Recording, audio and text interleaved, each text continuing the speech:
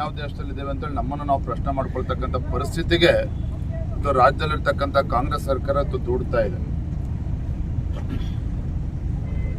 ಅಲ್ಪಸಂಖ್ಯಾತನ ಓಲೈಕೆ ರಾಜಕಾರಣ ಯಾವ ಮಟ್ಟಕ್ಕೆ ತಂದಿಟ್ಟಿದೆ ಅಂತ ಹೇಳಿದ್ರೆ, ಈ ರಾಜ್ಯದಲ್ಲಿ ರಾಷ್ಟ್ರ ಧ್ವಜವನ್ನು ಹಾರಿಸ್ತಕ್ಕಂಥ, ಈ ರಾಜ್ಯದಲ್ಲಿ ಹನುಮ ಧ್ವಜವನ್ನು ಹಾರಿಸ್ತಕ್ಕಂಥದ್ದು ಕೂಡ ಅವರು ಪ್ರಶ್ನೆ ಮಾಡ್ತಾರೆ ಅಂತ ಹೇಳಿದ್ರೆ,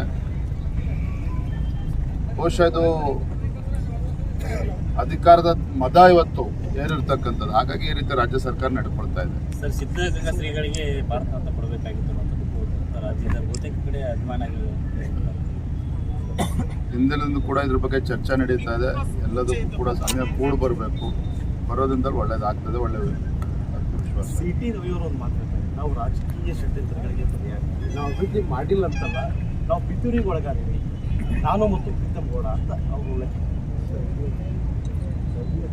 ಬೇರೆ ಪ್ರಶ್ನೆ ಸರ್, ಖರ್ಗೆ ಅವರು ಬಿಜೆಪಿ ಬರ್ತಾರೆ ಅಂತ ಹೇಳ್ತಾ ಇದ್ದಾರೆ. ಖರ್ಗೆ ಅವರೇ ಬಿಜೆಪಿ ಅವರು ಬರ್ತಾರೆ ಅಂತ ಹೇಳಕ್ಕೆ ಕೇಳಿಬಿಡ್ತಾ ಇದೆ, ನಿಜಾನಾ ಸರ್? ಇಡೀ ದೇಶದಲ್ಲಿ ಮತ್ತು ಕರ್ನಾಟಕ ರಾಜ್ಯದಲ್ಲೂ ಸಹ ಭಾರತೀಯ ಜನತಾ ಪಾರ್ಟಿಯ ಪರವಾದಂಥ ಒಂದು ಅಲೆ, ನರೇಂದ್ರ ಮೋದಿಜಿಯವರು 3ನೇ ಬಾರಿಗೆ ಪ್ರಧಾನಮಂತ್ರಿ ಆಗಬೇಕು ಅಂತಕ್ಕಂಥ ಮತದಾರರೊಂದು ಆಶಯ, ಇವೆಲ್ಲವೂ ಕೂಡ ಎಲ್ಲೆಡೆ ವ್ಯಕ್ತ ಆಗ್ತಾ ಇದೆ.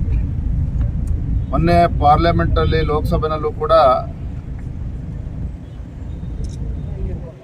ಕಾಂಗ್ರೆಸ್ ಪಕ್ಷದ ಅಧ್ಯಕ್ಷ ಆಗಿರ್ತಕ್ಕಂಥ ಖರ್ಗೆ ಅವರ ಬಾಯಲ್ಲೂ ಕೂಡ ಮುಂದೆ ಬಿಜೆಪಿ 400ಕ್ಕೂ ಹೆಚ್ಚು ಸ್ಥಾನಗಳ ಬರ್ತದೆ, ನರೇಂದ್ರ ಮೋದಿಜಿಯವರು ಮತ್ತೊಮ್ಮೆ ಪ್ರಧಾನಮಂತ್ರಿ ಆಗ್ತಾರೆ ಅನ್ನೋದು ಅವರ ಬಾಯಲ್ಲೂ ಕೂಡ ಬಂದಿರತಕ್ಕಂಥದ್ದು ಸತ್ಯದ ಅರಿವು ಇವತ್ತು ಪ್ರತಿಯೊಬ್ಬರಿಗೂ ಕೂಡ ಆಗಿದೆ. ಅದೇ ರೀತಿ ಕಾಂಗ್ರೆಸ್ ಪಕ್ಷದ ರಾಷ್ಟ್ರೀಯ ಅಧ್ಯಕ್ಷರು ಕೂಡ ಆಗಿದೆ. ಸರ್, ಸೌದಿ ಅವರು ಬರೋದೇನಾಯ್ತು ಸರ್?